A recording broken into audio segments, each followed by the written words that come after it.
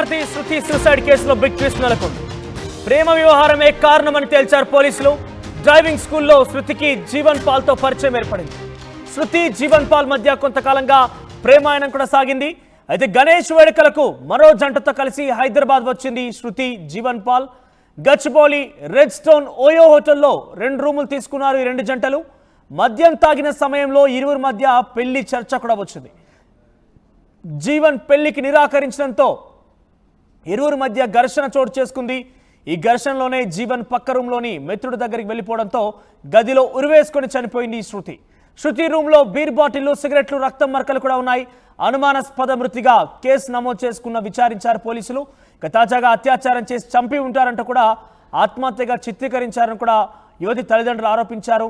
ఉరేసుకొని చనిపోతే రక్తపు మరకలు ఎలా వచ్చాయనే ప్రశ్న కూడా తలెత్తింది. తమ కూతురు చనిపోయేంత పిరికిది కాదని ఆవేదన వ్యక్తం చేశారు.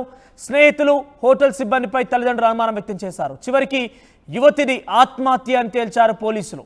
సో మొత్తం మీద నర్సింగ్ విద్యార్థిని శృతి డెత్ కేసు మిస్టరీ వీడింది. మొత్తం మీద పోలీసులు అయితే ఈ పూర్తి తతంగాన్ని గమనించిన తర్వాత జీవన్ పాల్తో ప్రేమాయణ నడిపిన విషయం, ఆ తర్వాత హోటల్కి రావడం, ఆ హోటల్లో వారిద్దరు కలిసి ఉండడం, ఆ తర్వాత కొన్ని సమయం తర్వాత చర్చకు రావడం, పెళ్లి అనే అంశం చర్చకు రావడంతో జీవన్ పాల్ పెళ్లి నిరాకరించిన నేపథ్యంలోనే శృతి ఆత్మహత్య చేసుకున్నట్టుగా పోలీసులు నిర్ధారించారు. సో మొత్తం మీద డెత్ మిస్టరీ అయితే వీడినట్టుగా చెప్పాలి. ఎస్, మరిన్ని అప్డేట్స్ మా ప్రతినిధి పెట్రిషా అందిస్తారు.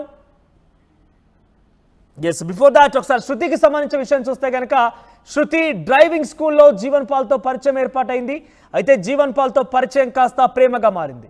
అయితే వారిద్దరితో పాటుగా మరొక జంటను తీసుకొని హైదరాబాద్కు వచ్చారు. హైదరాబాద్లోని గచ్చిబౌలి రెడ్ స్టోన్ ఓయో హోటల్లో ఇద్దరు కూడా దిగిపోయారు. అయితే 2 రూములు తీసుకొని 2 రూముల్లో కూడా 2 జంటలుగా వారు ఉన్నారు. జీవన్ పాల్, శృతి కలిసి ఒక రూమ్లో ఉన్న నేపథ్యంలో వారిద్దరి మధ్య కొంత పెళ్లికి సంబంధించిన అంశం చర్చకు వచ్చింది. సో కొంత ఆ రూమ్లో కొన్ని సిగరెట్ కావచ్చు, మద్యం బాటిల్ కావచ్చు, ఇతరత్ర మద్యానికి సంబంధించిన విషయం ఉండడంతో వారిద్దరు కూడా సేవించారని ఒక అనుమానం కూడా వ్యక్తమవుతోంది. అయితే శృతి తల్లిదండ్రులు మాత్రం జీవన్ పాలే తనని హత్య చేసి ఉంటాడు, అత్యాచారం చేసి చంపేసి ఉంటాడంటూ కూడా అనుమానం వ్యక్తం చేశారు.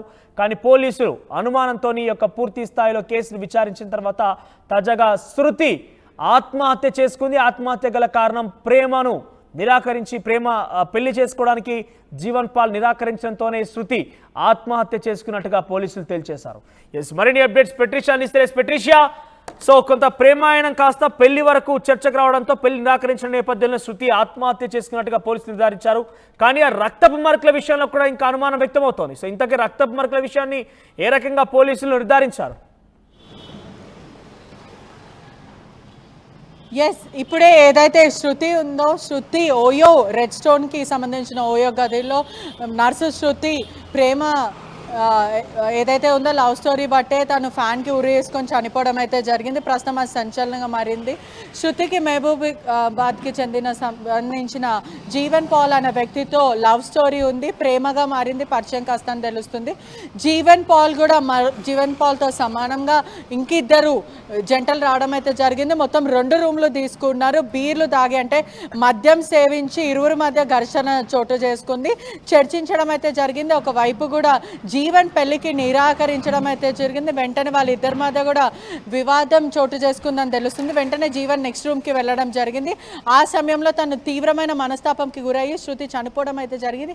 మనం ఆ రోజే క్లారిటీగా చెప్పాము, అక్కడ ఘర్షణ చోటు చేసుకుందని పూర్తిగా చెప్పడం అయితే జరిగింది. ఆ రోజు ఏ రోజైతే రెడ్ స్టోన్ దగ్గర కుటుంబ సభ్యులు ఆవేదన వ్యక్తం చేస్తూ ధర్నాకు దిగడం అయితే జరిగింది. మొత్తం మీద కూడా ఆ రూమ్ని పరిశీలించి చూస్తే కూడా పూర్తిగా అక్కడ ఘర్షణ చోటు చేసుకుందని క్లారిటీగా కనిపిస్తుంది. ఘర్షణ చోటు చేసుకుంది. ఆ తర్వాత తన రక్తం మడుగులో పడిపోయింది.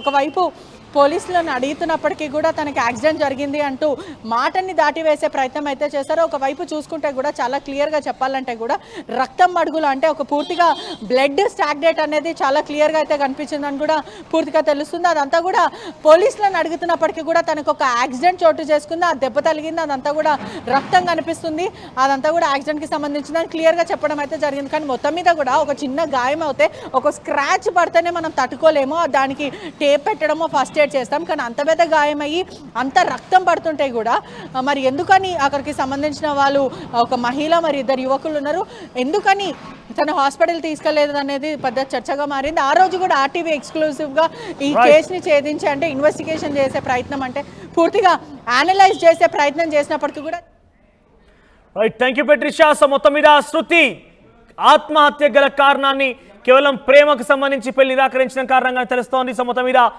నర్సింగ్ విద్యార్థి శృతి డెత్ మిస్టరీ బయటపడింది.